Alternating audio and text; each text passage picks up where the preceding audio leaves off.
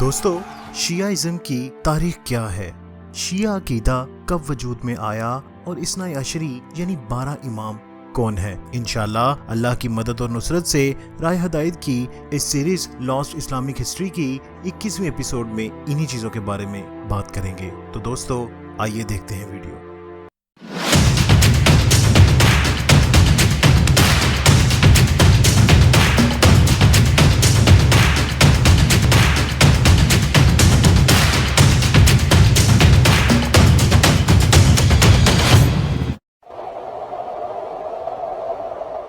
دوستو، مسلم دنیا کی اکثریت نے فقہ اور حدیث کے متعلق اپنے سرکردہ اسکالرز کی تشریح اور تعبیر قبول کر لی، لیکن ایک بڑی تعداد نے اسے مسرد بھی کیا۔ مرکزی مسلم دھارے سے ان کی علیحدگی اصل میں سیاسی بنیادوں پر تھی، لیکن وقت کے ساتھ ساتھ معاملے کا مذہبی پہلو بھی سامنے آ گیا۔ جس گروہ کا خیال تھا کہ خلافت کا سب سے زیادہ حق حضرت علی کرم اللہ وجہ الکریم کا تھا، اس نے فقہ اور حدیث پر بھی الگ موقف اپنانا شروع کیا۔ اس اختلاف کی جڑیں بھی خلافت کے متعلق سیاسی اختلاف میں تھی۔ اس گروہ نے خود کو شان علی رضی تعالیٰ عنہ یعنی حضرت علی رضی تعالیٰ عنہ کی جماعت کہنا شروع کر دیا، اور عام لوگ انہیں شیعہ کہتے ہیں۔ دوستو، اہل تشیع کہتے ہیں کہ سارا مسئلہ اس وقت شروع ہوا جب آپ صلی اللہ علیہ وسلم کی وفات کے دن حضرت ابو بکر رضی تعالیٰ عنہ کو خلیفہ چنا گیا۔ اس اجماع میں حضرت علی کرم اللہ وجہ الکریم موجود نہیں تھے، جس میں حضرت عمر رضی تعالیٰ عنہ نے حضرت ابو بکر رضی تعالیٰ عنہ کو نامزد کیا اور خود ان کی بیعت کر لی، اور اس کے بعد پورے مدینہ نے ان کے ہاتھ پر بیعت کر لی۔ اگرچہ خود حضرت علی کرم اللہ وجہ الکریم نے بعد میں حضرت ابو بکر رضی تعالیٰ عنہ کی بیعت کر لی، لیکن شیعوں کی بعد کی نسلیں اس انتخاب کی قانونی حیثیت پر سوال اٹھانے لگیں۔ ان کے نزدیک رسول اللہ صلی اللہ علیہ وسلم کے چچا زاد اور داماد کو اس اجتماع میں حضرت علی کرم اللہ وجہ الکریم کو موجود اور خلیفہ منتخب ہونا چاہیے تھا۔ یوں اس عقیدے نے جنم لیا کہ مسلمانوں کی قیادت کے جائز حقدار صرف آل بیت ہیں۔ دوستو، ان حکمرانوں کو امام کا نام دیا گیا۔ شیعوں نے خلافت کی جگہ امامیت کے تصور کو پروان چڑھایا، جس کے مطابق حکومت کا حق صرف حضرت علی کرم اللہ وجہ الکریم کی اولاد کے پاس ہے۔ شیعہ حضرت علی رضی تعالیٰ عنہ کو پہلا امام سمجھتے ہیں، اور ان کے صاحبزادے حضرت حسن رضی تعالیٰ عنہ اور حضرت حسین رضی تعالیٰ عنہ دوسرے اور تیسرے امام تھے۔ دوستو، امامیت یا عقیدہ امامیت تمام شیعہ مکاتب فکر کی اصل بنیاد اور شیعت کی حقیقت ہے۔ اہل تشیع کے عقیدہ امامیت سے مراد ہے کہ جس طرح اللہ اپنی حکمت اور رحمت کے لازمی تقاضے سے نبوت و رسالت کا سلسلہ جاری فرمایا اور انبیاء اور رسول کو لوگوں کی ہدایت رہنمائی اور ان کی قیادت و سربراہی کے لیے بھیجا، جن کے آنے کے بعد بندوں پر اللہ کی حجت قائم ہوئی تھی، اور وہ اس تمام حجت کے بعد ہی آخرت میں ثواب یا عذاب کے مستحق ہیں۔ اسی طرح اللہ تعالیٰ نے انبیاء اور رسول کے بعد بندوں کی ہدایت و رہنمائی اور قیادت جاری رکھنے کے لیے اور ان پر حجت قائم رہنے کے لیے امامیت کا سلسلہ قائم کر کے قیامت تک کے لیے امام نامزد کر دیے۔ تمام شیعہ مکاتب فکر میں ہر شخص کے لیے اپنے زمانے کے امام کی اطاعت کو لازمی قرار دیا جاتا ہے۔ دوستو، 12 امامی شیعوں کے نزدیک 12 امام انبیاء اکرام کے روحانی اور سیاسی وارث ہیں، جنہوں نے انہیں عقل، علم و حکمت سکھائی ہے، اور ان کی پیروی میں مشکلات برداشت کرنا ان کے ماننے والوں کے نزدیک ایک اہم خوش نصیبی ہے جو خدا کی جانب سے بخشی جاتی ہے۔ اگرچہ اماموں پر خدائی وحی نازل نہیں ہوتی، لیکن ان کا خدا سے ایک خاص رشتہ ہوتا ہے، جس کے ذریعے خدا امام کی اور امام لوگوں کی ہدایت کرتا ہے، اور اماموں کی ہدایت ایک خاص کتاب الجعفر اور الجامعہ کے ذریعے سے ہوتی ہے۔ امامیت پر یقین رکھنا شیعوں کا ایک اہم جز ہے، جس کی بنیاد اس نظریے پر ہے کہ خدا ہمیشہ اپنے بندوں کی مسلسل رہنمائی کے لیے کوئی نہ کوئی رہنما ضرور رکھتا ہے۔ دوستو، شیعوں کے نزدیک ہر وقت مسلمانوں میں ایک امام زمانہ موجود ہوتا ہے، جسے تمام عقائد اور قوانین پر اختیار حاصل ہوتا ہے۔ جیسا کہ میں نے آپ کو بتایا کہ ان کے سب سے پہلے امام حضرت علی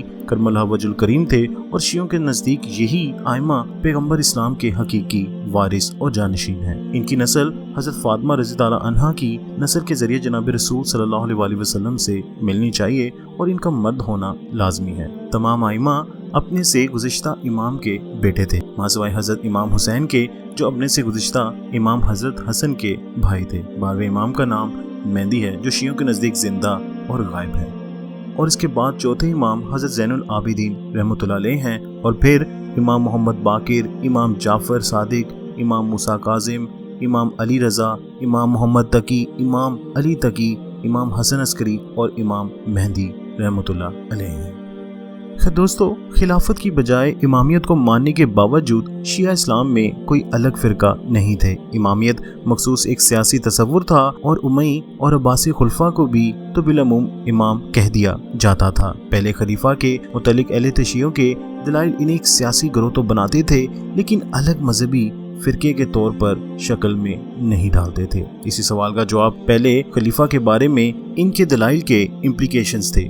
انہوں نے ذکر کیے ہوئے خلفاء کے متعلق قرار دیا کہ چونکہ انہوں نے قبضہ کیا ہوا تھا، چنانچہ ان کی روایت کردہ کوئی حدیث معتبر یعنی مانی نہیں جائے گی۔ اس دلیل کے مذہبی امپلیکیشنز بہت گہرے تھے۔ حضرت ابو بکر رضی تعالیٰ عنہ کی خلافت کے حامیوں نے حدیثوں کا ایک بہت بڑا حصہ روایت کیا تھا، اور مسلم علماء انہیں مانتے تھے۔ صحیح بخاری میں موجود سینکڑوں حدیث آپ صلی اللہ علیہ وآلہ وسلم کی زوجہ حضرت اماں عائشہ رضی تعالیٰ عنہا اور حضرت ابو ہریرہ رضی تعالیٰ عنہ سے روایت ہے۔ چونکہ ان دونوں نے حضرت ابو بکر رضی تعالیٰ عنہ، حضرت عمر رضی تعالیٰ عنہ اور حضرت عثمان رضی تعالیٰ عنہ کی حمایت کی تھی، چنانچہ یہ حدیث معتبر یعنی مانی نہیں گئی۔ دوستو، ہزاروں حدیثوں کے انکار سے پیدا ہونے والے خلا کو بھرنے کے لیے انہوں نے ائمہ کے اقوال کو وہ درجہ دیا جو حدیث سے ذرا سا ہی کم ہے اور بعض صورتوں میں ان کے برابر ہے۔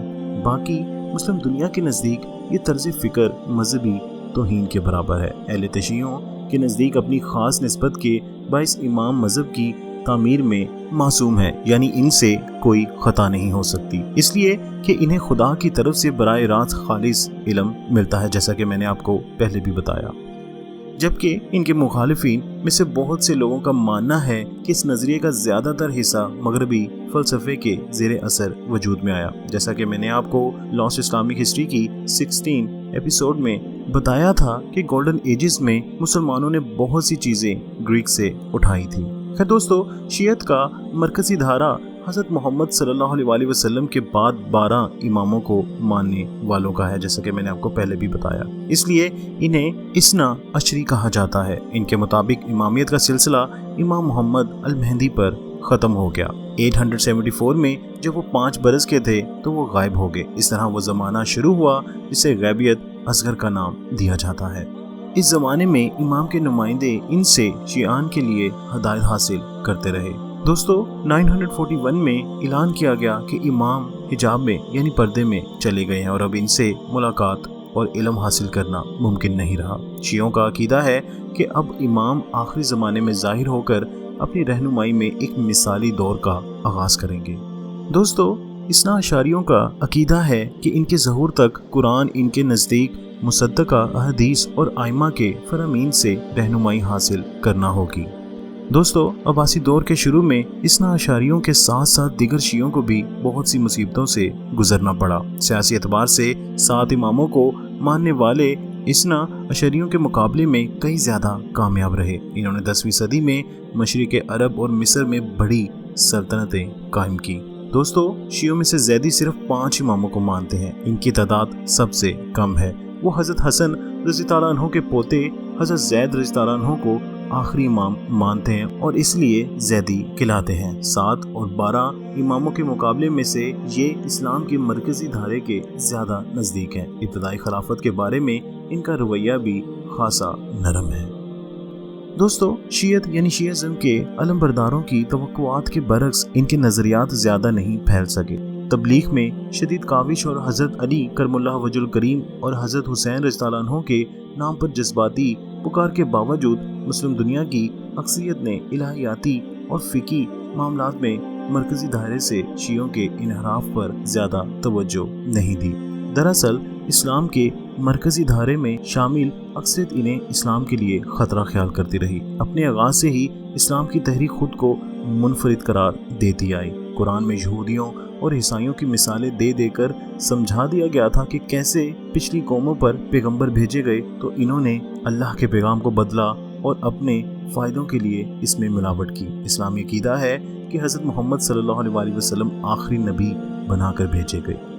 दोस्तों, जब ये दाखिली आलमी कुव्वत इस्लामी तहरीक के तकद्दुस के लिए खतरा बनी तो शदीद रद्द अमल सामने आया। अब्बासी हुकूमत ने सियासी मामलात में इन पर सख्ती की और मरकजी दायरे के उलमा ने शिया नजरिए के रद्द में लिखा और खुद को अहले सुन्नतल वल जमात यानी आप सल्लल्लाहु अलैहि वसल्लम के नक्शे कदम और उम्मत के इजमा पर चलने वाले करार दिया। इन्हें मुख्तसर सुन्नी कहा जाता है। इन माहिरीन इलाहियात में से एक अबू हामिद अल गजाली थे, वही गजाली जिन्होंने मुअतज़िला के फलसफाना दलाइल को रद्द किया। 12वीं सदी में दलाइल की जंग हारने और शिया हुकूमतों की अक्सरी मुहाज पर शिकस्त के बाद शियत यानी शियाज़म का जोर टूटने लगा। इसे मुस्लिम दुनिया में काबिल जिक्र कुव्वत के तौर पर उभरने के लिए 16वीं सदी की सफ़वी सल्तनत के अरूज का इंतजार करना पड़ा और इसके बाद शियत में एक नया दौर आया जिसमें इस्माइलियात और फातमी सल्तनत का इजाफा हुआ। दोस्तों, इंशाल्लाह आने वाली एपिसोड में हम इन्हीं टॉपिक्स पर बात करेंगे।